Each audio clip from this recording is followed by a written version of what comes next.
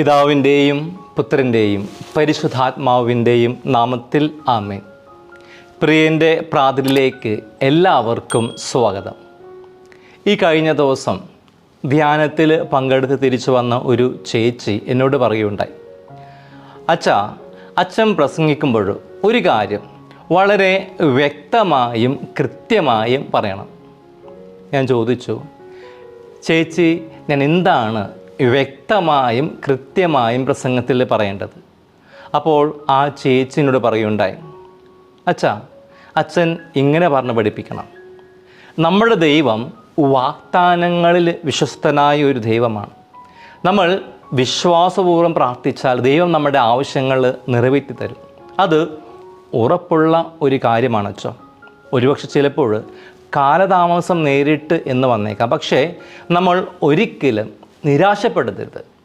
ദൈവം നമ്മളെ ഒരിക്കലും കൈവിടില്ല. അവിടുന്ന് നമ്മുടെ ആവശ്യങ്ങൾ നിറവേറ്റി തരും.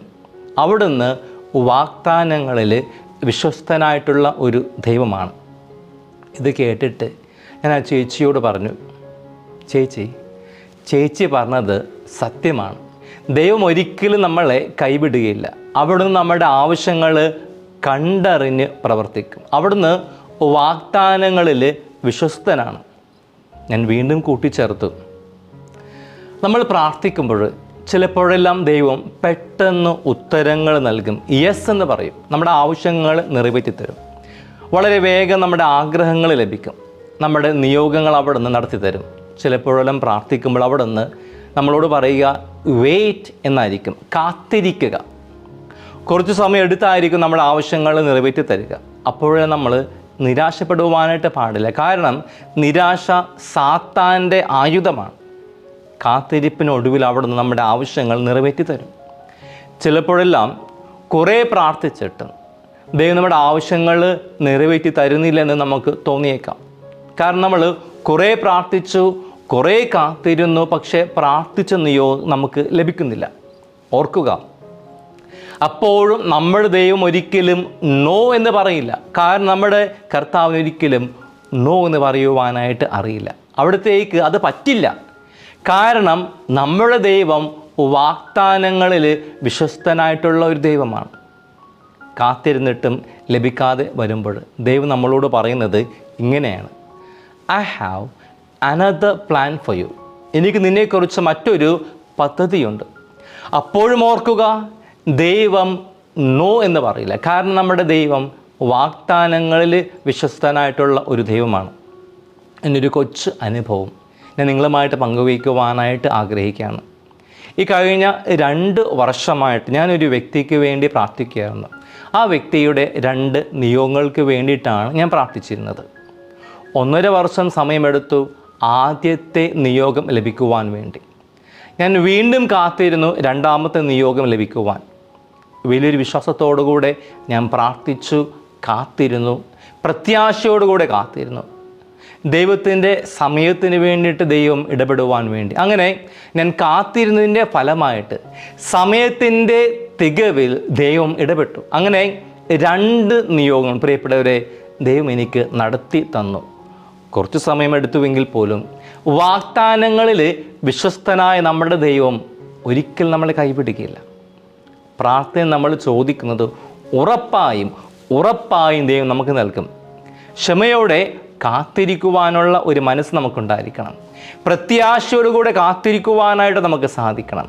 കർത്താവ് വാഗ്ദാനങ്ങളിൽ വിശ്വസ്തനാണെന്ന് പൂർണ്ണമായി വിശ്വസിക്കുവാനായിട്ട് നമുക്ക് സാധിക്കണം. വാഗ്ദാനങ്ങൾ ദൈവം വിശ്വസ്തനാണെന്ന് നമ്മളെ വീണ്ടും ഓർമ്മപ്പെടുത്തുന്നതാണ് ഇന്നത്തെ തിരുവചന ഭാഗം, ഇന്നത്തെ 1ാമത്തെ വായന. നമ്മൾ ഇപ്രകാരം 1ാമത്തെ വായനയിൽ വായിച്ചു കേൾക്കുകയാണ്, ഇസ്രായേൽ ഗോത്രത്തോടും യൂദാ ഗോത്രത്തോടും ഞാൻ ചെയ്ത വാഗ്ദാനം നിറവേറ്റുന്ന ദിവസം ഇതാ സമീപിച്ചിരിക്കുന്നു. കർത്താവ് അരുളി ചെയ്യുന്നു, ആ നാളിൽ ആ സമയത്ത് ദാവീദിൻ്റെ ഭവനത്തിൽ നിന്നും നീതിമാനായ ഒരു മുളയെ ഞാൻ കിളിർപ്പിക്കും. അവൻ ദേശത്ത് നീതിയും ന്യായവും നടത്തും. അപ്പോൾ യൂദ രക്ഷിക്കപ്പെടുകയും ജെറുസലേം ഭദ്രമായിരിക്കുകയും ചെയ്യും.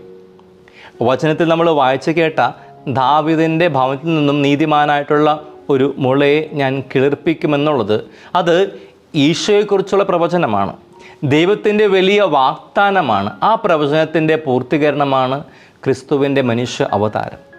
ആ വാഗ്ദാനത്തെക്കുറിച്ചാണ് ഇന്നത്തെ ഒന്നാം വായനയിൽ നമ്മൾ വായിച്ചു കേട്ടത്.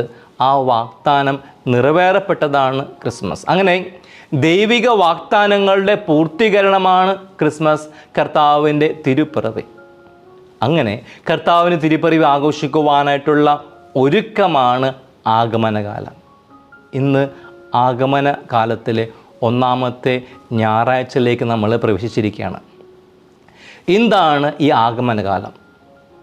2 ഒരുക്കങ്ങളാണ് നമ്മൾ ഈ ആഗമനകാലത്തിൽ നടത്തുന്നത്. 2 കാര്യങ്ങളാണ് നമ്മൾ സ്മരിക്കുന്നത്. ഒന്നാമതായിട്ട് കർത്താവിൻ്റെ ജന്മദിനം ആഘോഷിക്കുവാനായിട്ട് നമ്മൾ കർത്താവിൻ്റെ 1-ാം വരവ് ആഘോഷിക്കുവാനായിട്ട് ഒരുങ്ങുകയാണ്.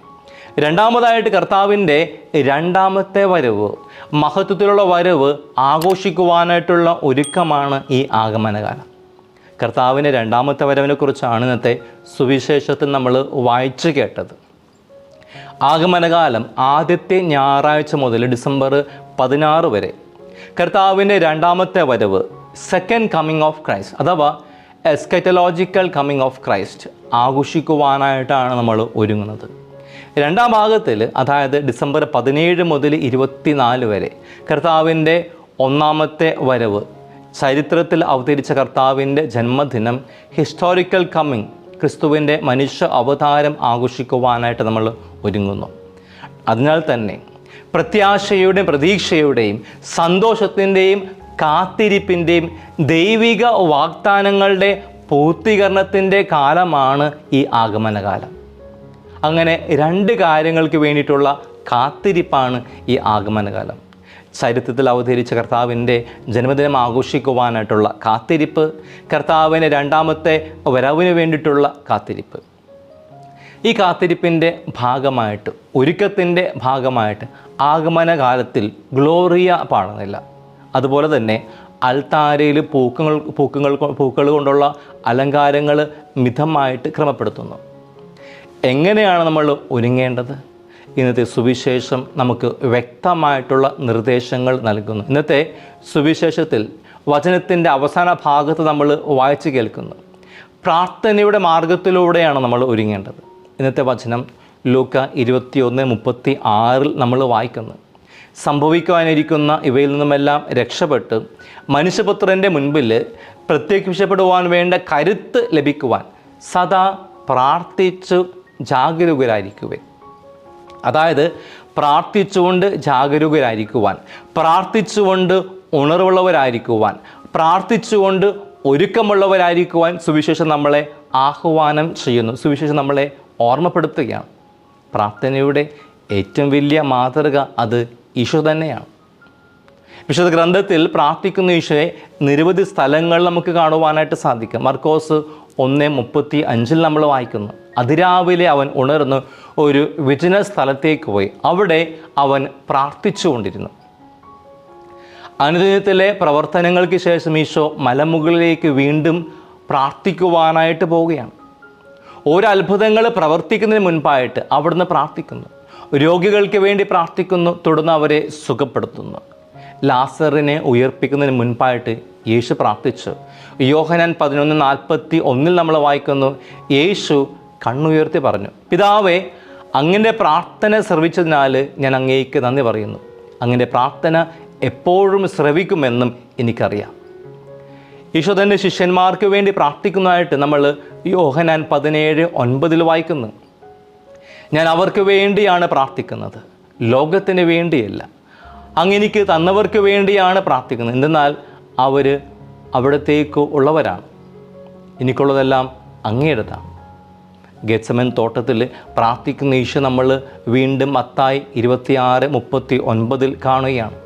അവൻ അല്പദൂരം മുന്നോട്ട് ചെന്ന് കമിഴ്ന്ന് വീണ് പ്രാർത്ഥിച്ചു, എൻ്റെ പിതാവേ, സാധ്യമെങ്കിൽ ഈ പാനപാത്രം എന്നിൽ നിന്നും അകന്നു പോകട്ടെ, എങ്കിലും എൻ്റെ ഹിതം പോലെയല്ല, അവിടുത്തെ ഹിതം പോലെ ആകട്ടെ. യേശുവിൻ്റെ ഈ പ്രാർത്ഥനയുടെ എല്ലാം ഒരു ക്ലൈമാക്സ് ആണ് കുരിശിൽ കാണുവാനായിട്ട് സാധിക്കുന്നത്. ലൂക്ക 23:34 നമ്മൾ വായിക്കുന്നു, യേശു പറഞ്ഞു, പിതാവേ അവരോട് ക്ഷമിക്കണമേ, അവർ ചെയ്യുന്നത് എന്തെന്ന് അവർ അറിയുന്നില്ല. ഈശോ തന്നെ പീഡിപ്പിച്ചവർക്ക് വേണ്ടി പ്രാർത്ഥിക്കുന്നു, അവരോട് ക്ഷമിക്കുന്നു. ഇതെല്ലാം സാധ്യമാകുവാനുള്ള ഒരേ ഒരു കാരണം പ്രാർത്ഥനയുടെ ശക്തിയാണ്. ആഗമനകാലത്തിലെ ആദ്യത്തെ ഞായറാഴ്ച പ്രാർത്ഥിച്ചുകൊണ്ട് ഒരുങ്ങുവാൻ ഇന്ന് ദിനം വചനം നമ്മളെ ക്ഷണിക്കുകയാണ്. പ്രാർത്ഥിച്ചുകൊണ്ട് വേണം മനുഷ്യപുത്രൻ്റെ മുൻപിൽ പ്രത്യക്ഷപ്പെടുവാൻ വേണ്ട കരുത്ത് നമ്മൾ നേടേണ്ടത്. കാരണം ഇന്നത്തെ വചനം നമ്മളെ ഓർമ്മപ്പെടുത്തുന്നു, സദാ പ്രാർത്ഥിച്ചുകൊണ്ട് ജാഗരൂകരായിരിക്കുവാൻ. വിശുദ്ധ ഫിലിപ്പ് നേരിയുടെ വാക്കുകൾ കടമെടുത്തുകൊണ്ട് വിശുദ്ധ മദർ തെരേസ എല്ലായ്പ്പോഴും പറയുമായിരുന്നു, a family that prays together stays together. ഒരുമിച്ച് പ്രാർത്ഥിക്കുന്ന കുടുംബം ഒരുമിച്ച് നിലകൊള്ളും. ആയതിനാൽ കുടുംബ പ്രാർത്ഥനയും നമ്മുടെ വ്യക്തിപരമായിട്ടുള്ള പ്രാർത്ഥനയും കൂടുതൽ ശക്തിപ്പെടുത്തുവാനൊക്കെ ആയിട്ട് നമുക്ക് പരിശ്രമിക്കാം. കുടുംബ പ്രാർത്ഥനയില്ലെങ്കിൽ അത് നമുക്ക് ആരംഭിക്കാം. ഒരുപക്ഷെ വ്യക്തിപരമായിട്ടുള്ള പ്രാർത്ഥനയില്ലെങ്കിൽ അത് നമുക്ക് ആരംഭിക്കാം. പ്രിയപ്പെട്ടവർ, അങ്ങനെ വ്യക്തിപരമായിട്ടുള്ള പ്രാർത്ഥനയുടെയും കുടുംബ പ്രാർത്ഥനയുടെയും ഒരു കോട്ട കെട്ടിക്കൊണ്ട് ഉണ്ണീശോയ്ക്ക് പുൽക്കൂട് ഒരുക്കുവാൻ ആഗമനകാലത്തിലെ 1-ാം ഞായറാഴ്ച നമുക്ക് പരിശ്രമിക്കാം. അതിനായിട്ട് ദൈവം നമ്മളെ എല്ലാവരെയും അനുഗ്രഹിക്കട്ടെ.